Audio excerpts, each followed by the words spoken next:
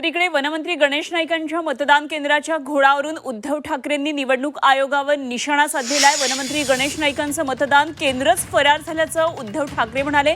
नेत्यांची जर ही अवस्था असेल तर सामान्यांचं काय? मतदार यादीतल्या घोडावरून ठाकरेंनी हा घणाघात केलाय।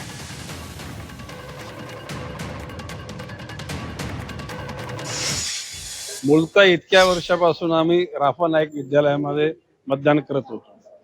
गेली 2 निवडणुका सीबीएसई खेरणेमध्ये आम्ही मतदानाला यायचो। यावर्षी जी निवडणुकीची नोट आली त्याच्यामध्ये दाखवले की सेंट मेरी मध्ये आमचं मतदान आहे। सेंट मेरी मध्ये आम्ही मतदानाला गेलो तिथे रूम नंबर 9च दिसला नाही। मग कोणी सांगितलं की तुमचं सीबीएसई मध्ये मतदान आहे। आम्ही तिकडे गेलो तिथे रूम नंबर 9 होता, त्या मतदार यादीमध्ये आमचं नाव नव्हतं। आता परत सेंट मेरी मध्ये आलो, त्याच्यानंतर आता कोपऱ्यामध्ये कुठेतरी रूम नंबर 9 दिसला, त्या ठिकाणी आम्ही मतदान केलं।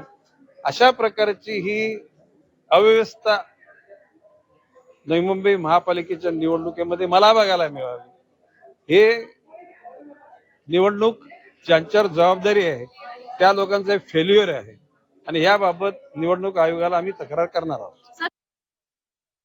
नाईकांकडे त्यांचं मतदान केंद्रच फरार झालं, म्हणजे टांगा आहे की नाही जागेवर मला माहित नाही, पण मतदान केंद्र फरार।